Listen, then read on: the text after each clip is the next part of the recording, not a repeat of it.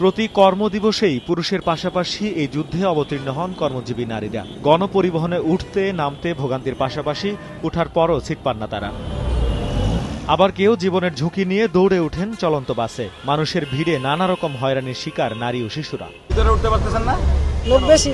আমরা তো আর এইভাবে ঝুলে উঠতে পারবো না। বাস টান দিয়ে চলে যায়, তখন তো আমাদের জন্য রিস্ক হয়ে যায়। যদি সিটে হাত দিয়ে ধরে রাখি যে না পড়ার ভয়ে, তো অনেকে কি করে হাত ধরার চেষ্টা করে।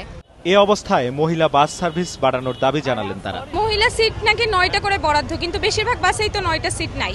মহিলা বাস সার্ভিস চালু করা, যে জিনিসটা আছে হয়তো, কিন্তু খুব বেশি নাই। ইঞ্জিনের পাশে বসে যাচ্ছি, কষ্ট তো হচ্ছেই। ইঞ্জিনের মালিকরা দিচ্ছে, আমরা কি করবো বলেন। আর বিআরটিএ বলছে অনিয়ম ও হয়রানির বিরুদ্ধে মোবাইল কোর্ট কাজ করলেও জনসচেতনতা বৃদ্ধি এই সমস্যার সমাধানের সবচেয়ে কার্যকর ব্যবস্থা। বাসের ক্ষেত্রে 9টা সিট এবং মিনি বাসের ক্ষেত্রে 6টা মহিলা শিশু প্রতিবন্ধীদের জন্য সংরক্ষিত থাকবে। আমাদের ভ্রাম্যমাণ ম্যাজিস্ট্রেট তারা যখন দেখে বাসের ভিতরে এগুলো লেখা নেই, এরকম সংরক্ষিত আসন রাখা হয়নি, সেটার ভিতরে যথাযথ ব্যবস্থা নিয়ে থাকে। উত্ত্যক্তকরণ অথবা যৌন হয়রানির শিকার যে হচ্ছে সেটার বিষয়ে মেয়েদের যেমন প্রতিবাদী হতে হবে, বাসে কিন্তু কিছু ভালো লোকজনও থাকে, তারা যতক্ষণ পর্যন্ত একাত্মতা না করবে ততক্ষণ পর্যন্ত কিন্তু যেটা আমার সাংবিধানিক অধিকার, চলাচলের অধিকারটা খর্ব হবে।